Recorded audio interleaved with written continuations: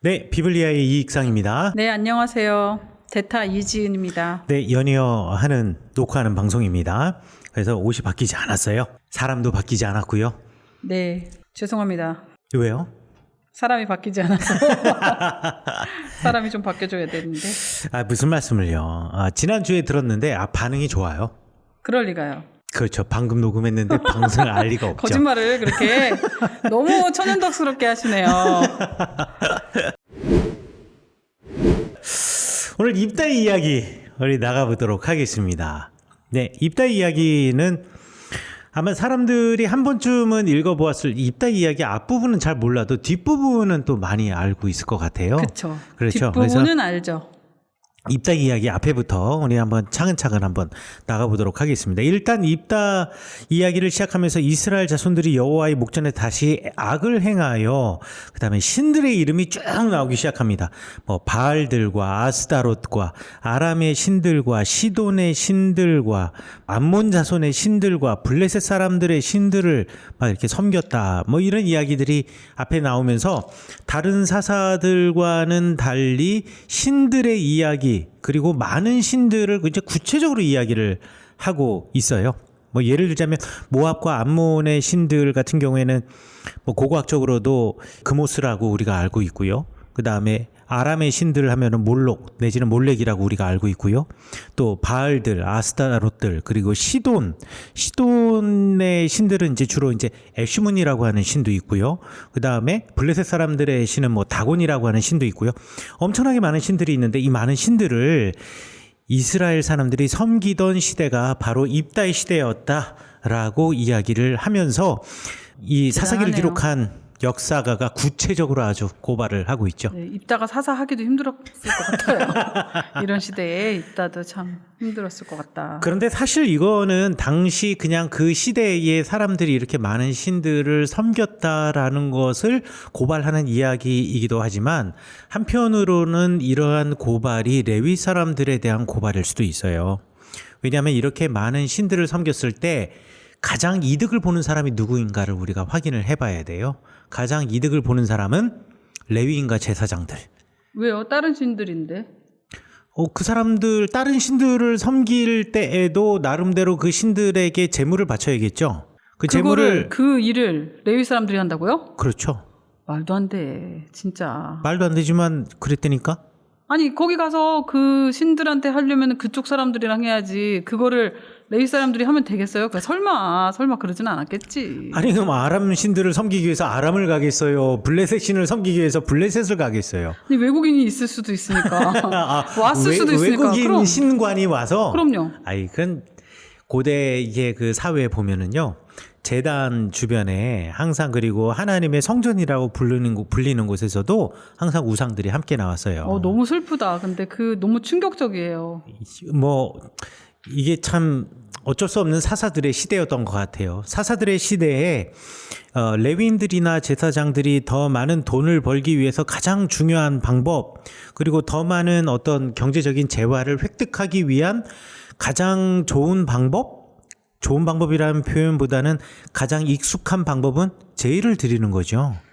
제의를 드리기 위해서는요, 더 많은 제사가 많이 늘어날수록 좋은 거예요. 근데 그렇게까지 생각하고 싶지 않은데 그게 네. 딱 레위 사람이라고 제사장들이라고 이렇게 말씀하시니까 좀 충격적이에요, 사실. 그럼 평신도잖아요, 저는. 네. 평신도 입장에서는 좀 뭔가 부끄럽네요. 괜히 뭐라 그럴까 민낯을 본 것 같은 느낌? 근데 고대 사회도 그렇지만 또 성경에도 그렇지만 대부분의 사람들이 잘못하는 것 그리고 이스라엘 백성들이 잘못된 길로 걸어가게 되는데 가장 결정적인 원인을 제공하는 사람들은 왕이나 지도자나 그러니까 정치 지도자나 종교 지도자들 때문이었지 일반 백성들 때문은 아니었어요. 그러니까 성경에서 말하고 있는 그 모든 죄들을 이야기할 때 우리가 흔히 이스라엘 백성들이 그들이 잘못된 길로 걸어갔다 그러면 마치 무지한 대중들이 잘 알지 못해서 그렇게 잘못된 길을 가게 되었다라고 생각을 하려고 하는 경향이 있지만 사실 거기에 제1 원인 제공자들은 정치 지도자나 종교 지도자들이에요. 레위 사람이나 제사장들도 마찬가지죠. 자기네들이 더 많은 돈을 벌고 그리고 더 윤택한 생활을 하기 위해서 제사를 통해서, 참 그러면 안 되는데, 제의를 통해서 그 경제적인 부분을 채워가야 하는데, 제사라는 것이 사람들의 신앙과 신심에 따라서 내가 한 달에 한 번 양을 데리고 올 수도 있지만 뭐 1년에 한 번 올 수도 있고요. 그렇죠. 또 어떤 사람은 일주일에 한 번에 올 수도 있잖아요. 그러면 그것만을, 그 사람들이 가지고 온 이것만을 가지고 내가 그 허벅지, 뒷다리살과 가슴살만으로 버티며 살기에는 쉽지가 않은 거예요. 그래서 하나님께서 레위인들을 위해서 48개의 성읍을 주시면서 그 성읍 주변에 있는 밭들도, 그러니까 땅들도 함께 주어서 농사를 지으며 살 수 있게 하신 것이, 사실 제의만으로는, 온전하게 제의만으로는 100% 이 사람들이 살아가기 힘들기 때문에 또 레위인들도 계속 수는 늘어날 테니까, 그래서 하나님께서 보여주신 장치예요. 그러니까 레위인들은 태생적으로 넉넉할 수가 없는 사람들이에요. 그런데 이 레위인들과 제사장들이 경제적인 윤택함을 추구하기 시작하면서 늘어나는 레위인과 제사장들의 수를 감당해내기 위해서 이 사람들이 나름대로 썼던 방법이 뭐냐? 더 많은 제의를 드리는 것. 그래서 더 많은 재물을 내가 획득하는 것. 그리고 그것을 위해서 좋은 방법은 무엇이냐? 더 많은 신들을 섬기는 것. 그러니까 좋은 방법이라는 표현보다는 가장 인간적인 방법이라는 표현이 맞는 말이겠죠. 아니 그러면은 다른 신들의 제사를 드리는 역할을 하지 말고 네. 하나님을 더 잘 섬기게 해서 하나님과 가까워지는 역할을 하게 하지, 왜 굳이 다른 신들을 섬기는 그 역할을 제사장들이 부끄러운 일을 했을까요? 왜냐하면 그게 첫 번째 제일 쉬운 방법이고요. 그리고 하나님보다 그런 신들을 섬기는 게 오히려 이스라엘 백성들의 입장에서는 더 자연스러웠을 수도 있었을 것이다라고 생각하는 게 학자들의 의견이에요. 자연스러울 수 있었다는 건 뭐죠? 그렇죠. 그게 뭐냐면 우리가 이제 흔히들 바알과 아세라나 이런 이제 다른 신들에 관한 이야기들을 할 때 여호와 하나님은 천지를 창조하신 한 분 하나님이에요. 그러니까 모든 것은 다 하나님에게 속해 있는 거예요. 무슨 일이 있어도 다 하나님이 해결해 주실 수가 있는 거예요. 그런데 다른 신들이 있잖아요. 예를 들어 바알의 신은 천둥번개의 신이고 비를 내리게 하는 신이고, 아세라 신은 땅의 여신이고, 그다음에 다곤 신 같은 경우에는요, 물고기의 모양을 하고 있으면서 이것도 땅에서 평야지대에서 농사를 지을 때 농사를, 풍요로운 농사를 짓게 하는 이제 풍요의 신이에요. 네. 그러니까 밀과 보리의 신이라고 생각을 하시면 돼요. 그다음에 금오스나 뭐 애슈문이나 이런 것들은 사실 글자만 남아있지 형상이 남아있지 않기 때문에 무슨 신인지는 모르겠지만, 마치 우리나라에서 부엌의 신, 뭐 장독대의 신, 뭐 우물의 신, 뭐 땅의 신, 비시의 신, 뭐 지신, 뭐 집의 신, 이렇게 해서 수많은 신들이 있듯이 아마 이런 신들이, 1월 성신들이 전부 다 나름대로의 역할을 전부 다 가지고 있었고, 나름대로 우리 인간의 삶과 운명을 관장하는 데 있어서 뭔가 하나씩의 역할을 다 하고 있었다라고 사람들이 생각했을 거란 말이에요. 이제 이게 일반적으로, 그래서 학자들이 말하기를 뭐라고 이야기하냐, 일종의 민간 신앙들이었다라는 거죠. 그런데 이 민간 신앙이라는 것은 사실 그 뿌리가 깊기 때문에 한 번에 없어지기가 쉽지를 않아요. 그리고 어떤 국가적인 신앙이나 여호와 하나님의 어떤 이런 그 신앙에 비해서 민간 신앙들은 고대로부터 일상생활에 깊숙이 들어와 있기 때문에 이것을 갖다 버리기가 쉽지 않아요. 뭐 예를 들면 뭐 이렇게 생각하시면 될 것 같아요. 아주 신앙이 좋으신 분들이 자녀들을 결혼시킬 때에 날짜를 잡기 위해서, 태기를 하기 위해서 어디 딴 데 가는 거요? 어디를 딴 데 간다거나, 그리고 막 궁합 보고 뭐 그런 거 있을 수 있고요. 그리고 뭐 괜히 뭐 손 없는 날, 뭐 이런 날 찾아다니는 신앙을 갖고 있는 사람들도 그런 경우들이 있잖아요. 그렇죠. 그 다음에 또 신앙을 갖고 계신 분들이 자녀 결혼하면서 아니 뭐 3살 차이는 딱 좋대더라, 뭐 이런 얘기들이 있잖아요. 이거 사실 전부 다 뭐 삼재에 드느냐 안 드느냐, 이게 전부 다 무속신앙이나 우리 민간신앙에 근거해가지고 하는 거 아니겠어요?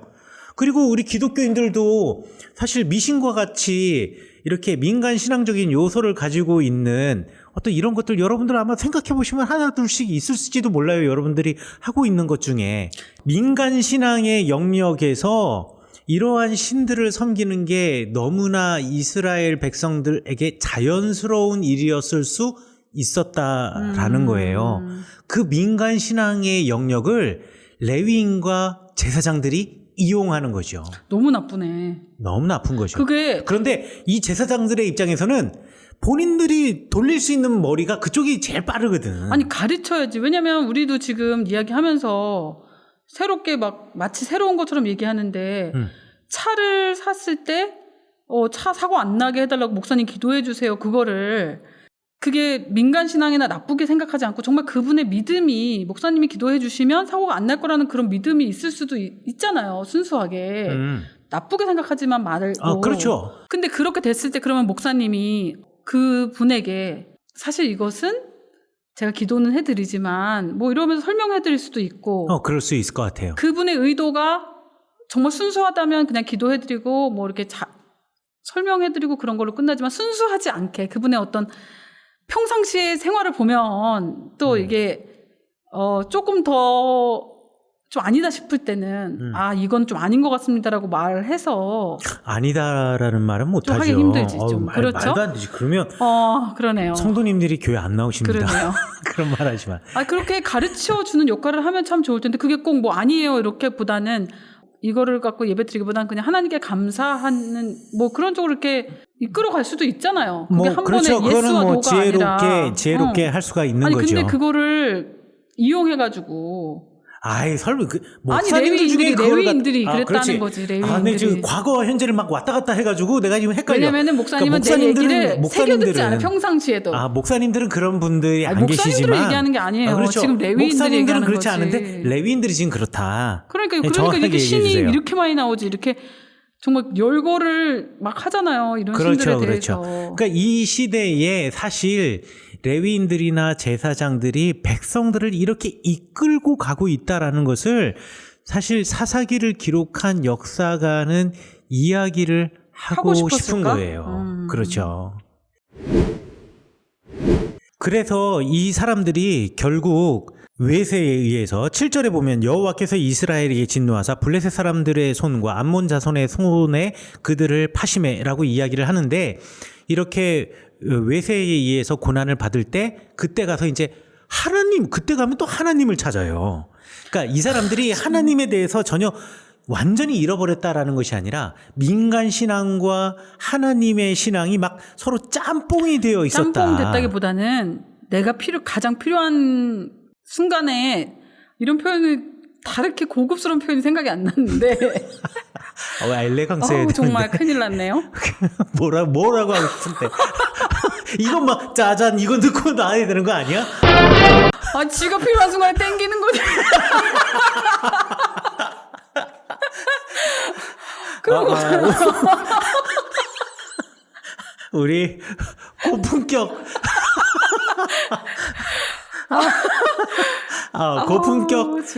고품격 편집 부탁드려요. 고품격 성서학 방송. 지가 필요한 순간에 땡기는 신을 찾는다라는. 너무 이거는 신앙이 아닌 거예요. 이 신앙이라고 표현하기엔 너무 그래. 이건 정말. 자, 그런데 너무 좋아하지 말고. 그때 하나님께서 대답을 하세요. 뭐라고 대답을 하시냐면 14절에 나옵니다. 가서 너희가 택한 신들에게 부르짖어라. 왜 나를 찾아왔니? 니네가 선택한 신들을 찾아가가지고 걔네들한테 얘기해. 라고 하나님이 이렇게 대답을 하셔요. 하나님 참 좋으신 분이야. 그래도 그렇게 하나님의 입장에서도 얼마나 어이가 없겠어요. 그렇죠? 자기들이 필요할 때 땡기는 신을 찾아왔는데 그 땡기는 시간이 나야. 참 너무한다. 마음이 아프죠. 정말. 네. 그런데 하나님은 되게 좋으신 분이신 것 같아요.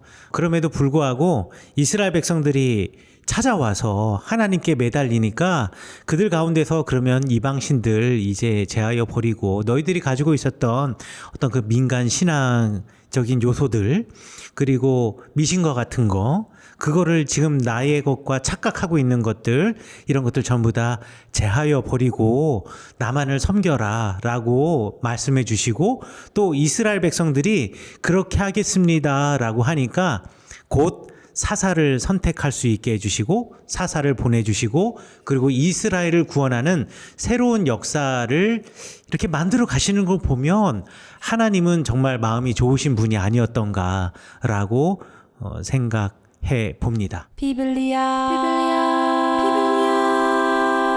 들리는 말씀 울리는 마음 Welcome to the 비블리아 열리는 서서 알리는 방송 라디오 비블리아 라디오 비블리아 자, 그러면 이제 우리 길르앗 사람 입다의 등장이 시작이 되는데요. 한번 보도록 하겠습니다. 자, 그때 암몬 사람들이 모여서 길르앗의 진을 쳤다라고 이야기를 하고 있습니다. 길르앗의 진을 쳤다라는 얘기는 이미 암몬 사람들이 가치파 땅 안으로 들어왔다라고 생각하시면 될 것 같아요.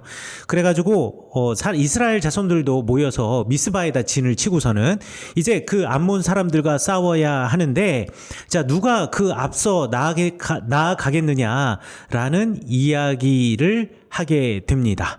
그런데 어느 누구도 자기가 이 전쟁의 맨 앞장을 서겠습니다 라고 말하는 사람이 없는 거예요. 그러니까 이 미스바에 모인 이스라엘 사람들이 결국은 무슨 이야기를 하냐면 야, 지금 나가서 이 사람과 암몬과 싸움을 시작하는 그 사람이 이제 길르앗 모든 주민의 머리가 될 거야 라고 이야기를 하죠. 그러니까 길르앗 주민을 통치하는 사람이 될 거야 라고 이야기를 합니다. 근데 이것도 되게 웃긴 거예요. 갓지파에는 갓지파의 우두머리가 있단 말이에요. 그럼에도 불구하고 이 전쟁에 나가서 먼저 나서는 사람이 이 길르앗 사람들의 모든 주민의 머리가 되리라. 이거는 전통과 관계없이 힘센 사람, 야, 힘센 사람 누구 나와? 리더십 있는 사람 나와. 리더십 있는 사람 그 사람 나오면 그 사람이 갓지파의 우두머리가 될 거야. 그러니까 급한 이거는 거죠, 급한 거. 그렇죠. 급하기 때문에 이스라엘의 모든 전통을 전부 다 무시하고 있는 거예요. 이게 문제라는 거죠. 전통을 지켰을 것 같지 않아요. 지금 이 상황을 그렇죠. 봤을 때는. 그러니까 이스라엘 백성들은 지금 사는 게 전통과 문제지. 역사 이런 것 하나님의 말씀 전혀 관계없이 지금 발등에 떨어진 이 불 때문에 뭐 지금 아무런 그 이성적인 판단조차도 못 하고 있었던 것이 아니었던가. 그때 이제 11장에 길르앗 사람 입다에 관한 이야기가 나옵니다. 근데 이 입다의 집안이 대단히 복잡해요.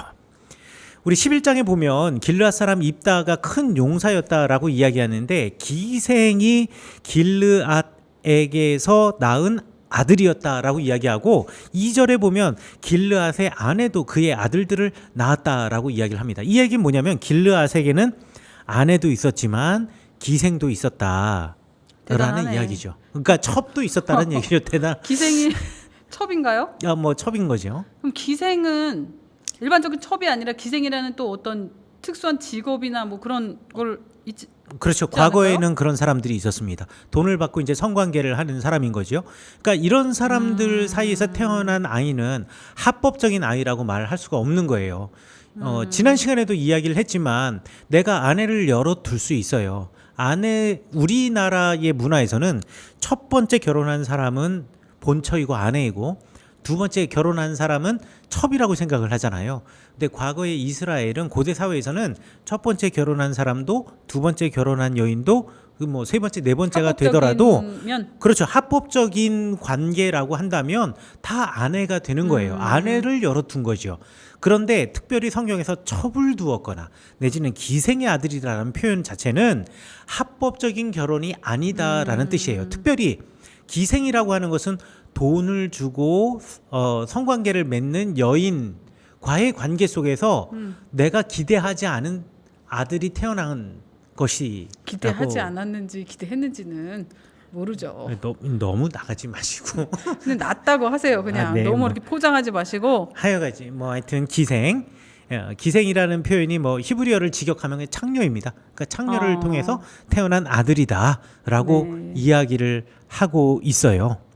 그러니까 당연히 원래 아내에게서 태어난 자녀와 합법적이지 않은 관계를 통해서 태어난 아이 사이에는 분명히 문제가 있었겠죠. 그래서 형제들끼리 서로 어울리지 못했던 것 같아요. 그래서 길르앗의 아들들, 그러니까 원래 아내의 자녀들이죠. 아들들이 자라면서 입다를 쫓아냅니다. 그래서 입다가 돕 땅에 거주하게 되는데요. 이 돕 땅이 어디 있냐면 므낫세 지파의 땅이에요. 지금 이제 현재 골란 고원에 붙어 있는 땅이다라고 생각하시면 될 것 같은데, 이 사람들은 지금 갓지파 사람들인데, 갓지파 사람인 뭐 그 사람이 뭐 기생의 아들이든 아니든 간에 어찌되었든 입다는 갓지파 사람인데, 갓지파 땅에서 유업을 얻지 못하고, 그 게다가 또 기생의 아들이기 때문에, 창녀의 자식이기 때문에 아버지인 입다로부터 어떠한 재산도 얻지 못한 채 지금 쫓겨난 거거든요. 그리고 어디로 갔느냐? 므낫세 땅으로 갔다라는 거예요. 이게 마치 돌라가 자기 이사갈 지파의 땅에서 살지 못해서 에브라임 땅으로 가듯이, 물론 돌라가 그렇다고 해서 기생의 자식이나 이런 것은 아니고요. 어찌되었든 형편이 비슷하다는 거잖아요. 그렇죠. 형편이, 그 처지가 나그네와 같은 처지다. 그래서 자기 집에 살지 못하고 지금 다른 지파의 땅으로 쫓겨나간 거죠. 그러니까 어떠한 그 사회적인 안전 장치나 내지는 경제적인 어떠한 그 배경 내지는 터전도 없는 곳으로 지금 옮겨져 가게 된, 네, 처지가 참 딱한 상황이네요. 그렇죠. 딱한 상황이 되었다라는 거죠. 그냥 우리가 이사 가듯이 생각하면 안 되네요. 전혀. 그렇죠. 그렇죠. 과거 사회는 이사가 자유롭던 사회가 절대 아니었다. 네. 특별히 이스라엘 같은 경우에는 하나님께서 12개의 지파에게 땅을 나누어 주시고 그 지파 사람들은 거기에 살라고 했는데, 바로 거기에 있는 자기 그 지파 땅 안에서 조금 움직이는 건 모르겠으나 그 지파의 땅을 떠나서 다른 지파의 땅으로 가게 된다? 이거는 뭐 사실은 그 사람에게 있어서는 사형 선고와 같은 것이다 라고 생각하시면 될 것 같아요. 그런데 질문 있어요. 네. 그 입다가 그 3절에 질문이 있는데 되게 뭔가 선생님이 학생에게 질문하듯이. 아니 그게 아니라 저 되게 상냥하게 바라보느라고 집에서 보던 분을 여기서 보니까 어떻게 제가 말투를 해야 질문이 될지 있어요가 몰라서. 뭔가 궁금해서 질문이 있는 게 아니라 뭔가 따지고 뭔가 아니에요. 꼬투리를 그런 잡을. 오해를 항상 저에게 갖지 마세요. 네. 제가 지금 너무 상냥하게 집에서와 달리 하느라고 제가 얼마나 애를 쓰고 여러분 있는데. 리와인드에서 보십시오. 그냥 질문 있어요가 아니라 질문 있어요. 저는 아닙니다. 예. 저 이렇게 알았습니다. 질문이라는 걸 강조하기 위해서. 알겠습니다. 네. 입다가 그의 형제들을 피하여 돕 땅에 거주함에 잡류가 그에게로 모여와서 그와 함께 출입하였더라, 이렇게 말씀이 돼 있더라고요. 네. 근데 그 땅에 나그네 입장으로 갔는데 잡류들이, 뭐 잡류가 날라인지 건달인지 모르겠지만 네. 뭐 좋은 표현은 아닌 것 같은데 입다 주변으로 모인단 말이에요. 그렇죠. 입다가 좀 이렇게 뭔가 괜찮은 사람인 느낌이 있지 카리스마를 않았을까요? 가지고 있는. 그렇죠. 아니 나그네인데 굳이 그 사람들, 그 땅에 있는 사람들이 입다에게 모였다는 표현을 쓴 거 보니까. 근데 여기서 이제 잡류라는 표현이 우리말 성경에는 잡류라고 표현을 해 놓았는데, 이 잡류라는 말이 히브리어로 하면 아나심 레킴, 아무것도 없는 거. 근데 너무 기분 나빴어, 그 잡류라는 표현이. 그렇죠. 잡류라는 표현, 이 잡것이 할 때 그 잡것. 그러니까요. 근데 아나심 레킴 하면은 우리 이제 뭐라고 평범한 불러야 사람? 돼? 여보도 알겠지만 당신도 이제 히브리어를 저 이름 좀 알겠어요. 불러주세요. 저도 한 사람의 인격체로서 이름 좀 들어보고 싶습니다. 지은 자매도. 자매 말고. 그러면 지은 씨? 네, 그 좋네요. 지은 씨도 알겠지만 레키라는 말이 아무것도 없다라는 거잖아요. 그러니까 네. 아나심 레킴이라는 말이 뭐냐면 아무것도 없는 사람. 그러니까 빈털터리인 사람들. 그러니까 경제적으로도 빈털터리이지만 마치 입다처럼 사회적인 보호장치나 경제적인 것이나 어떤 것도 소유하지 못해서 사람들로부터 냉대를 받던 사람들, 이런 사람들을 이제 아나심 레킴이라고 할 수가 있겠죠. 비슷한 처지의 사람들이네요. 그렇죠. 그러니까 입다와 비슷한 처지에 있는 사람들이에요. 이런 사람들이 입다 주변에 모여졌다는 거죠. 그러니까 입다도 나름대로 리더십이 있고 카리스마가 있었던 사람이었던 것 같아요. 그런데 저는 이거를 읽으면서 누구를 떠올리냐면 다윗이요.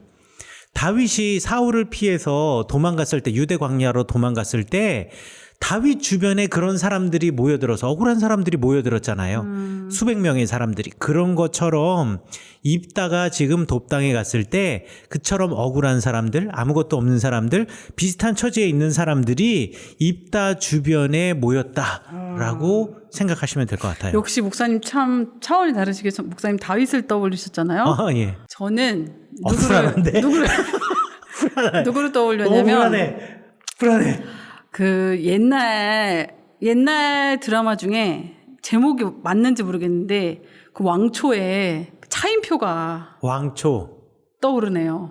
차인표가 예. 차인표님께서 주인공을 하셨던 거지 소굴에서 그 왕초였어요. 차인표가. 그분이 떠올라요. 그러면서 그 이게 주변에 그런 사람들이 모였어요? 그럼요. 제가 뭘 못 봐서. 그분을 주인공으로 생각하니까 이 장면이 이렇게 마음에 와닿으면서 잘 떠올라지네요. 저는 안 봐서 저는 기본적으로 이제 그분이 하시는 거 본 적이 거의 없어요. 저는 꿈이 하나 있다면 차인표님을 실물로 한번 만나보는 거. 혹시 방송을 들으시는 분 중에 그만해. 여보 차인표가 나오는 왕초라는 그게 있어. 거기에 잡류들이 모여. 거지들이. 나는 그 차인표 씨가 나온 거 별은 내 가슴인가 그걸 본 이후로 그거 안 봐요. 아우. 그분이 나오는 건 안 봐요. 알겠습니다. 그분이 너무 나와 비교돼서 보지 않으려고 하고 있습니다. 흐뭇해졌어 갑자기. 자, 어찌되었든 자, 암몬 자손이 이스라엘을 이제 치려고 하는 이야기가 나옵니다. 근데 암몬 사람들이 이스라엘을 치려고 할 때, 그 전에도 이야기한 것처럼 아무도 거기서 나서는 사람이 없었다라는 것을 우리가 꼭 기억해야 될 것 같고요. 그런데 이제 아무도 나서는 사람이 없을 때 이제 장로들이 이제 입다를 찾아가죠. 아니 그러니까 쫓아낼 때는 언제고 다시 찾아가가지고 싸워달라고 그렇게 뻔뻔할 수가 있어요? 그렇죠. 이제 이거를 이제 두 가지로 생각할 수가 있는데 하나는 뻔뻔하게 찾아갔다라고도 말할 수 있겠고, 그러니까 뭐라 그러죠? 입다가 대단한 큰 용사였다라고 이제 11장 1절에서 말하고 있잖아요. 그러니까 이 사람이 비록 그 출생은 기생의 자녀이기 때문에, 아들이기 때문에 이스라엘 사회에서 환영받지 못하던 사람이었던 것은 분명하지만 이 사람이 이제 성경에는 안 나와 있으나 돕당으로 가서 이 돕당에서 뭐 사람들이 그 주변에 많이 모여들었을 테니까 또 비슷한 처지에 있는 사람들이 모여들었을 테니까 일종의 이 사람들이 힘을 갖고 있는 군사 조직처럼 정규군이라고는 할 수 없지만 그래도 비슷한 사람들이 모였다면 이렇게 나름대로 힘을 가지고 있어서 이 사람에게 손을 내밀었을 수도 있었을 것이고, 또 어떤 한편으로는 이 전쟁에서 우리가 승산이 없으니까 뭐 입다를 뭐 방패막이 삼아서 내보냈을 수도 있을 것이고, 뭐 여러 가지 방법이 있겠지만 일단 기본적으로 제가 이제 주석서나 이런 것들을 보면 이제 전자의 경우가 강할 것 같아요. 저는 삐딱해서 그런지 네. 후자의 경우일 수도 있다는 생각이 들어요. 물론 좀 가능성은 왜냐하면 있겠죠. 기생의 자식이니까 그 사람을 보호해줄 장치가 없으니까 혹시라도 잘못되더라도 책임을 묻거나 책임져야 될 부분이 적은 사람을 택하러 갔던 거 아닐까. 물론 그럴 수도 있을 쫓아낸 것 거를 같아요. 보면.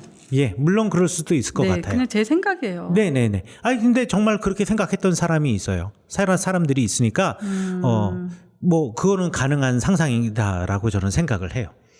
그런데 이 장로들이 입다에게 가서 한 이야기와 입다가 장로들에게 한 이야기가 너무 극명하게 대조가 됐다라는 거예요.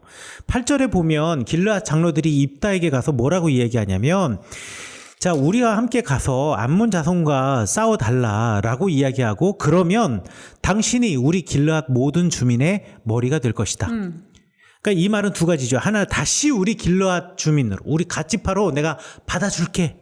요 말과 동시에 그냥 받아주는 것뿐만 아니라 너에게 여기다 큰 힘을 줄게. 왜? 네가 싸워서 이기니까, 우리를 구원해 주었으니까. 머리가 되게 하리라는 표현을 썼으니까 좀 더 그냥 받아준다는 의미보다는 좀 큰 역할을 주겠다 그런 거 아니에요? 그렇죠. 그렇게 이야기할 수가 있는 거죠. 자, 그런데 입다가 뭐라고 대답하냐면요. 장로들에게 이렇게 이야기를 해요. 너희가 나를 데리고 고향으로 돌아가서 암몬 자손과 싸우게 할 때, 그러니까 나를 데리고 갓지파의 땅, 길르앗 땅으로 가서 암몬 자손과 싸우게 할 때 만일 여호와께서 그들을 내게 넘겨주시면이라는 표현을 써요. 그러니까 길르앗 사람들 장로들의 생각은 딱 하나예요. 이 전쟁에서 이겨야겠다. 그쵸. 이것을 이기기 위해서 우리에게 필요한 것은 누구냐? 큰 용사. 큰 용사하니까 생각나는 거 누군가? 아, 우리가 쫓아냈던 입다. 이걸 생각하고 있는데 입다는 오히려 쫓겨난 입다는요. 이 싸움에서 누가 주인공이 되냐? 여호와 하나님께서 주인공이 되신다라고 생각했던 사람이 입다였다라는 거예요. 이게 완전히 아이러니한 거죠. 그러네. 그 땅에서 나 순혈이야. 나는 정말 하나님의 백성이고 여러 가지로 보았을 때 내가 정통이지라고 생각하는 사람들이 그렇지 않은 입다를 쫓아냈는데 그렇게 순혈이고 정통이라 생각했던 사람은 오히려 하나님을 잊어버리고 살고 있고 그렇지 않다라고 생각했던 입다의 마음속에는 하나님이 계시다라는 거.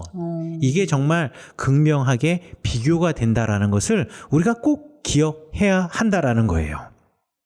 너무 많이 하나님이 필요하지 않을 정도로 그 사람들은 가진 게 많으니까. 그렇게 볼 수가 있죠. 근데 입다는 오히려 아무것도 없기 없기 때문에 하나님의 힘이 하나님밖에 없는 거죠. 근데 너무 은혜가 되면서도 네, 슬프네요. 그렇게 네, 입다의 그 마음을 왠지 알 것 같아요. 그렇죠. 네, 우리에게도 알 것 같아요. 하나님밖에 없잖아요. 여보, 우리 행복하게 살아요. 그래요. 자, 그런데 입다가 이제 암몬 사람들을 만나게 됩니다. 암몬 왕을 만나는데 암몬 사람들이 요청하는 것이 뭐냐면 이 땅이 그러니까 갓지파가 살고 있던 땅이 원래부터 암몬 사람의 땅이었는데 이스라엘 백성들이 그것을 암몬으로부터 빼앗았다라는 거예요. 그러니까 출애굽한 이스라엘 백성들이 이집트를 떠나서 요단강 동편 땅을 거쳐서 이제 요단강 서편으로 들어오게 되잖아요. 네. 현재 여기 이 길르앗 사람들의 땅이 오늘날로 따지면 요르단 땅인데 그 요르단 땅의 수도가 암만이잖아요. 네. 암만이 암몬이에요. 오, 예. 비슷하네요. 그렇죠. 그게 그 말이 그 말이에요. 그래서 암몬 사람들의 땅인데 그 땅을 이스라엘 백성들이 빼앗았으니 이제 평화롭게 돌려달라라고 암몬 사람들이 협박을 하고 있는 거죠. 되게 웃기는 거죠. 예, 문 앞에서 가지고 칼 목에다 들이다 대고 야, 평화롭게 돌려줘라고 이야기를 하는 이 상황에 지금 이제 처한 거예요. 자, 이때에 이제 입다가 일장 연설하는 이야기가 11장에 쭉 나옵니다. 일장 연설을 하게 되는데요. 이게 출애굽할 때의 이야기예요. 출애굽할 때 우리 민족이 우리 조상들이 이렇게 출애굽했다라고 이야기를 하는 것이 16절 이하로 나와요. 네. 길게 이 이야기가 나오는 이유는 뭐냐? 딱 하나예요. 아니라는 거 아니에요? 아니다. 그렇죠. 네. 15절에 나온 좀 거죠. 오래 걸렸어. 그렇지. 아니라는 거. 모압 땅과 암몬 땅을 우리가 점령한 적이 없다. 라고 이야기를 하면서 16절부터 15절에서 없다라고 이야기 나오면서 16절에서 우리가 출애굽했던 루트를 쭉 이야기해 주고 딴 있는 길로 거예요. 왔다 이거예요? 그렇죠. 그 사람들 만난 적이 없다. 니네들 만난 적이 없고 니네 땅 우리가 돌아서 들어왔다. 지금 우리가 차지하고 있는 이 땅은 너희들과 관계없는 땅이라는 것을 1장 연설을 통해서 쭉 이야기를 해주는 거죠. 그렇죠. 지도를 못 보는 지도를 모르는 제가 읽었을 때도 그런 것 같았어요. 그렇죠. 자, 그러면 왜 이 이야기를 해주고 있는 건가? 실제로 이스라엘 사람들과 길르앗 사람들, 이 사람들이 전쟁을 처음 시작할 때 암몬 사람들이 똑같이 그런 명분을 내세워서 전쟁을 시작했을 거 아니에요. 입다를 찾아가기 이전에. 그런데 길르앗 사람들과 이스라엘 사람들 중에 어느 누구도 그 암몬 사람에게 가서 너희들이 말하고 있는 이 명분이 옳지 않다라는 것을 대답해 준 사람이 없다라는 거예요. 몰랐던 건가? 그렇죠. 이스라엘의 역사를 사람들이 알지 못했다라는 거예요. 그러네. 그런데 오히려 입다는 기생의 아들이었지만 이스라엘의 역사를 알고 있었다라는 거예요. 그러니까 이 입다가 먼저 이스라엘 사람들과 달리 또 길르앗 사람들과 달리 여호와 하나님께서 이 전쟁에서 이기고 지는 것을 결정하시는 분이다라는 것을 이미 이야기할 때부터 이 입다는 비록 그 태생은 비천하였지만 이미 여호와 하나님의 신앙을 알고 있었고 이스라엘의 역사를 알고 있었고 이스라엘의 역사를 알고 있다라는 것은 하나님께서 우리에게 행하셨던 과거의 일들을 알고 있었다라는 말과 같은 말이거든요. 그럴 것 그러니까 같아요. 이 사람은 이스라엘에 대한 역사 인식을 가지고 있었다라는 말로 그치는 것이 아니라 하나님이 우리에게 어떤 분이셨는가를 알고 있었던 사람, 신앙을 제대로 된 신앙을 갖고 있었던 사람이라는 것을 우리가 알 수가 있는 것이죠. 그런데 그에 비해서 오히려 이스라엘 백성들과 이 길르앗 사람들은 그것을 몰랐다라는 것이 이것이 대단히 놀라운 일이었다. 저는 이따가 그냥 이 전쟁에 명목이 없다 이런 거 설명하려고 네. 그렇게 장황하게 얘기하는 줄 알았어요. 근데 그게 아니라 역사를 알았으니까 거기에 대해서 얘기를 한 거였네요. 그러면. 그렇죠, 그렇죠. 자, 그런 입다가 이제 전쟁을 나가게 됩니다. 당연히 이길 수밖에 없겠죠. 그쵸. 그래서 29절에 보면 여호와의 영이 입다에게 임하여서 이제 암몬 자손에게 나가서 이 32절 33절에 보면 입다가 암몬 자손에게 이르러서 그들과 싸워서 여호와께서 그들의 손에 넘겨주시고 여호와께서 그들을 손에게 넘겨주시고 그리고 아로엘에서부터 민닛에 이르기까지 20성읍을 치고 또 아벨 그라밈까지 매우 크게 무찌르니 암몬 자손이 이스라엘 자손의 앞에서 결국 항복하게 되었다라고 이야기를 하고 있는 거예요. 네. 지금 그런데 이 전쟁이 얼마나 큰 전쟁이고 대단한 전쟁이었느냐. 우리 성경에 보면은요. 여호수아 시대 때 갓지파에 속한 그 성읍들을 나열할 때 몇 개의 성읍을 이야기하냐면 11개의 성읍을 이야기해요. 그러니까 갓지파의 대표적인 성읍이 11개였어요. 그리고 나중에 점점 그 성읍의 개수가 늘어나서 이제 30성읍을 길르앗을 갖다가 다스리던 바로 전에 나와 있던 사사죠. 야일이 그 아들들에게 다 주었다라고 이야기를 하고 있어요. 네. 자, 그런데 이 전쟁에서 보면 20개의 성읍을 빼앗았다. 20성읍을 치고 그것을 갖다가 크게 무찔렀다. 그러니까 그걸 점령했다는 얘기죠. 네. 그러니까 자기가 가지고 있는 땅만큼의 성읍만큼의 성읍을 거의 땅을 2배로 뻥튀기해서 땅을 점령했다라는 얘기니까 네. 이 전쟁이 그냥 소규모의 작은 전쟁에서의 승리가 아니라 아주 대규모의 전쟁에서 이긴 승리라는 것을 알 수가 네. 있는 겁니다. 네, 근데 제가 또 질문할 게 있는데 제가 항상 궁금했던 거예요. 이 사사기를 읽으면서 입다가 자기가 맹세했잖아요. 뭐를요? 처음 나오는 자기가 전쟁에서 이겨서 돌아올 때 입다의 서원과 그 서원 때문에 벌어지는 입다의 딸에 관한 소동. 네네네. 그걸 보면서 본인이 하나님께 서원했잖아요. 근데 딸이 나왔다고 또 이게 뉘앙스를 보면은 35절에 보면은 막 옷을 찢으면서 뭐 딸을 원망하는 것 같이 그렇게 들려요. 제가 보기에는 자기 자신을 탓하는 이야기일 수도 있지만 그렇게 맹세는 자기가 해놓고서 왜 딸을 원망하나 저는 그렇게 읽혔고요. 아, 오케이. 뭐 히브리어를 모르니까 이제 한국말을 읽었을 때는 마치 자기 자신을 탓하기보다는 딸을 원망하는 것 같이 그렇게 읽혔고 그리고 또 하나 궁금했던 거는 그 40절에 보면 이스라엘의 딸들이 해마다 가서 길르앗 사람 입다의 딸을 위하여 나흘씩 애곡하더라. 그 절에서 입다의 딸이 딸을 위해서 그렇게 애곡할 일인가 그게 이스라엘의 딸들이 해마다 그거를 애곡할 일인가? 뭐가 그렇게 의미가 있고 중요한 일이지? 그게 궁금했어요. 아, 정말 좋은 질문인데 우리 다음 시간에 그러면 입다의 딸의 이야기, 입다의 서원과 입다의 딸의 이야기, 그리고 에브라임 사람들과의 전쟁의 이야기를 우리 하도록 하겠습니다. 네, 기다리겠습니다. 그 답을. 네, 다음 시간에 뵙도록 하겠습니다. 네, 안녕히 계세요. 여러분 감사합니다. 감사합니다.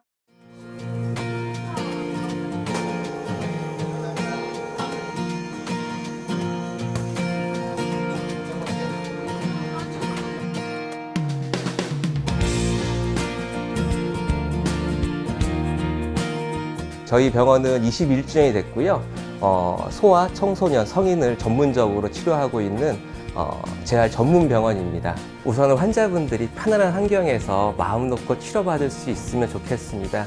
그 안에서 마음껏 치료하고 재활할 수 있어서 정말 사회와 가정으로 복귀할 수 있는 그러한 병원이 되고 있으면 좋겠습니다.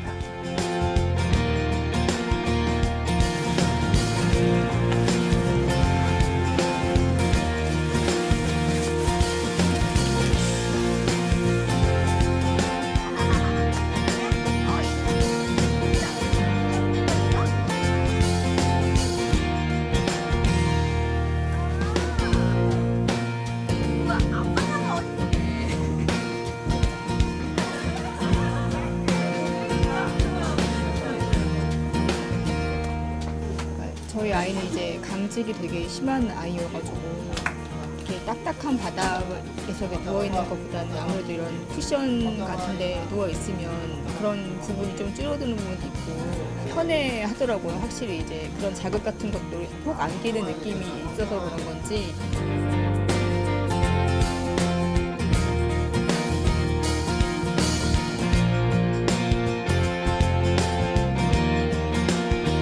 치료실 바닥이 좀 많은 사람들이 공통적으로 이용하기 때문에 좀 규격화되어 있어요. 그렇기 때문에 내 몸에 꼭 맞는 그런 편안함을 주기가 어려운데 요기보 제품 같은 경우를 이제 치료에 같이 사용을 하면 그런 기능적인 회복 말고도 치료 과정에서도 아이들이 편안함이나 안락함을 느낄 수 있는 그런 것들을 더 더불어 더 제공해 줄 수 있어서 아이들이나 보호자분들이 많이 좋아하십니다.